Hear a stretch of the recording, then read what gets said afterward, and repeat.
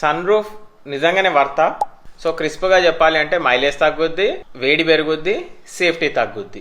So బేసిక్గా ఏంటి అంటే యూరోపియన్ కంట్రీస్లో అటువైపు సన్లైట్ అనేది వాళ్ళకి ఇయర్ మొత్తం ఉండదు. ఆ ఉన్న కొంచెం టైంలో వాళ్ళ కార్లో సన్లైట్ రావాలి అన్నట్టుగా ఆ కాన్సెప్ట్ కోసం డిజైన్ చేసినది సన్ రూఫ్. అది మన వాళ్ళు ఇక్కడ ఏదో లగ్జరీ ఫీచర్ లాగా దాన్ని సన్ రూఫ్ ఓపెన్ చేసి పైకి నిల్చొని అట్లా ఎంజాయ్ చేయడానికి ఏదో దాన్ని లగ్జరీగా చూస్తున్నారు. కానీ మనకున్న టెంపరేచర్స్కి సన్ రూఫ్ అనేది నాట్ వయబుల్ అనమాట. ఎందుకు అంటే మనకు ఉండే వేడికి ఆ సన్ రూఫ్కి ఒక సన్న గుడ్డ లాంటిది అడ్డు ఉంటుంది. అది ఎంత వేడిని ఆపుతుంది, మనం ఏసీ పెంచుతాం, పెట్రోల్ కాలుతుంది, సో మైలేజ్ తగ్గుద్ది. సో దీనివల్ల ఇదొక డిసడ్వాంటేజ్. అయితే సెకండ్ వచ్చేసి అది ఓపెన్ చేసి ఉంచినప్పుడు మన దగ్గర ఉండే డస్ట్కి అంతా కార్ లోపలికి కొంచెమైనా పడే ఛాన్స్ ఉంటుంది. And last but not the least safety. Roof కి సన్ రూఫ్ కి చాలా డిఫరెన్స్ ఉంటుంది. ఏదైనా ఆబ్జెక్ట్ మనకు పైనుంచి ఎప్పుడైనా వచ్చి పడ్డప్పుడు నార్మల్ రూఫ్ ఉన్నప్పుడు కొంచెం మోర్ సేఫ్టీగా ఉంటుంది అనమాట. కార్కి అద్దం అయితే ఈజీగా పగిలిపోద్ది.